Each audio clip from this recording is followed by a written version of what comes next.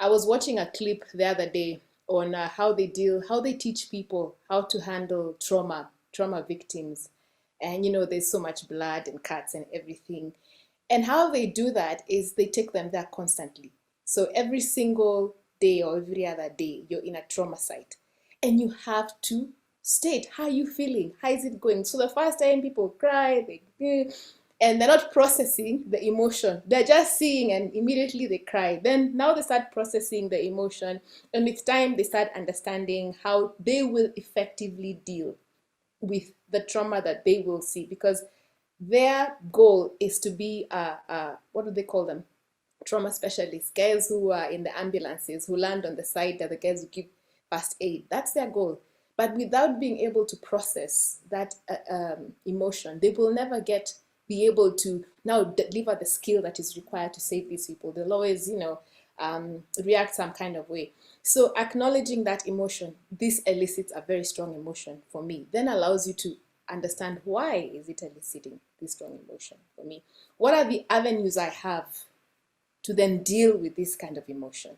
Yeah, for me, because also we have different personalities, we have different ways of coping, different ways of being able to communicate. Even just as simple as communicating to the other person, I will communicate differently to Monique, and she will communicate differently to Derek. So understanding, first acknowledging the difficult emotions, understanding how you process them, understanding then how effectively can you do it. My tone of voice might be the worst for my children, but their father has a calmer tone of voice. So usually I go and tell him, we need to talk, because you need to convey a certain message that when I convey, it will be a bit of difficult. But you see, we're dealing with a problem. I know that perhaps my way of talking to them, no matter how much I've practiced it, might not be very effective. So we have to then be able to look at the options, open our minds, be creative. Don't be limited by the one reaction.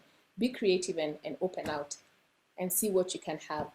I don't know what Monique can also say about it. That's just one part of the pie. There's a big pie. Yes, please, Monique. Thank you, Vicky. For me, I just add what is within your control. Yeah. In every situation, there's something within your control. And the best area within your control is your mind. Yeah.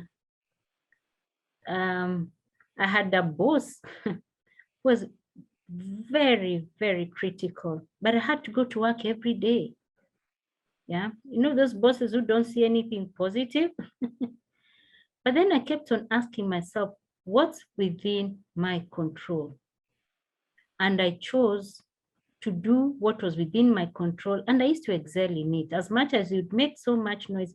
And when you excel in something, it creates a positive emotion. I'd feel happy. Like training, I would train, and after a training, the impact the staff would have. Sorry, Monique, we can't hear you. My boss, no. But is there something I could do that was within my control? Yes.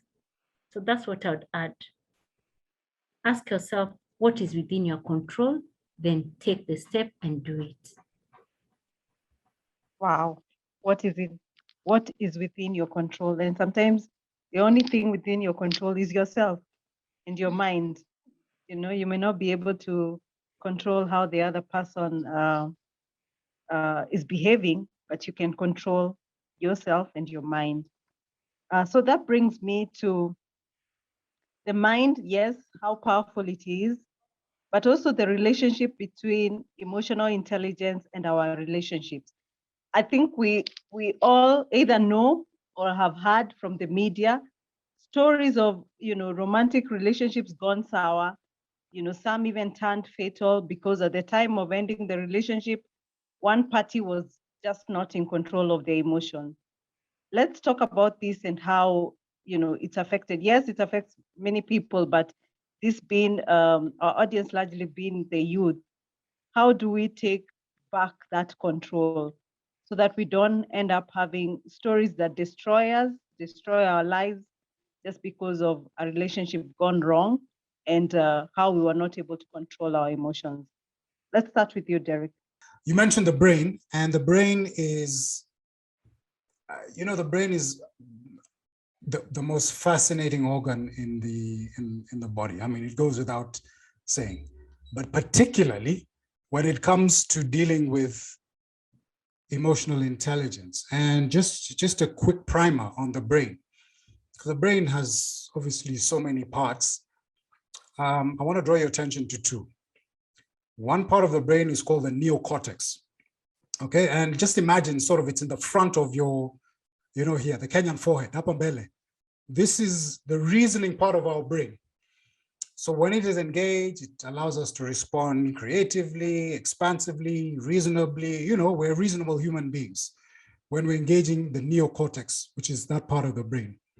Now, if you were to take two pens and stick one in this eye and one in this ear, where they meet in the middle, please don't try this at home for obvious reasons, is a little almond-shaped nugget, if you will, called the amygdala. Now, the amygdala is the center of what you call the emotional part of our brain. This is where, when we perceive a threat, it triggers the flight or fight or even freeze response. I'm sure we've heard about this. Now, what happens is that sometimes, even when that threat is perceived and it's not real, so it could be a real threat, we're perceived with something that is really threatening us, the amygdala kicks in, it releases cortisol, it releases other hormones that help us run away or lift a car off somebody who's stuck under a vehicle. We get this tremendous amount of strength, and it comes from these hormones that are released. But sometimes that threat is not real and it's triggered. So talking about relationships, what happens is that we may perceive a situation where we feel that we're being harmed, an argument with a partner, with somebody, since we're talking about relationships. But what the amygdala does is that it kicks into gear and we begin to behave without engaging this part of the brain, the neocortex, the thinking part of the brain. And we act as if we're literally going to lose our lives. And then that's why we find people behaving in ways that when you read about it in the newspaper the next day, or you read about it on social media, you wonder, how can somebody in the heat of the moment behave that way? So it's about, and this thing is called the amygdala hijack.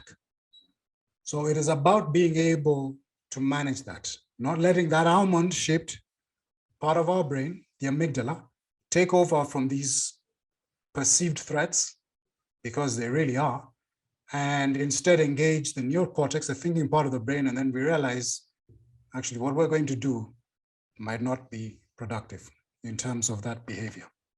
I hope that makes some sort of sense. Actually, if that makes sense, can you guys put a yes or a Y in the chat, just to make sure that I've connected you? Just put a yes or a Y in the chat. All right. We're waiting for your responses. Okay, one yes One from yes. Lorraine, thank you. Yes, the mind is powerful, and often our relationships, the link between relationships and emotional intelligence, because sometimes, we all either know of or have heard in the media of romantic relationships gone sour, some even turned fatal. So, we're just wondering, at what point, does it get to that? How do you control your emotions so that sometimes even the threat is perceived? It's what you think will happen to your life if you're not with this person. So when the relationship ends, you're like, if you're not in my life, then you won't be in anyone else's life. So I'll kill you and I kill myself. So before it gets to this, like, what goes on in the mind? How do you control those emotions so that you don't get there? Human beings are animals at the end of the day. And they say when we are cornered, not just like a cat, a cat is so loving, but when you corner a cat, what's the first thing it will do? Yeah. So the thing is to be self-aware. Yeah. Ask yourself, what triggers what behavior? What triggers those negative behaviors? And the moment you realize, because at the end of the day, like Derek says, something triggers, whether perceived or not, or whether it's real. Yeah. So the question I would ask myself is, first and foremost, be aware how you behave. Then the next question you ask yourself, what triggers that behavior? Yeah. If you get to a point where you want to kill somebody, ask yourself, what is triggering that? Are you feeling threatened? Yeah. Are you feeling that you'll be left alone and nobody else can have this person? Then start dealing with that. And once you do that, if you're not able to, sometimes we are not able to, and that's where we need, again, sounding like I'm repeating myself, that's when we need to build relationships. Somebody who can hold you accountable and somebody who can be honest with you. They will tell you, watch out. The way you are behaving, something is not right. So get somebody whom you can, a confidant, because they also say a problem shared is a problem half solved. So get somebody you can talk to and somebody who can be honest with you, and they will tell you now things are changing. Then seek help. Sometimes we cannot do it ourselves. That what Derek is best at describing, that most of us think from here because we live in a world where there are so many threats around us. But like another psychologist called Shazad says, you need to train your sage mind. And sage mind is thinking in the positive, and it's now that which Derek is describing. And the best way to train that is to get an accountability partner, somebody you can be honest with, and in return, they can be honest with you. That's what I would say.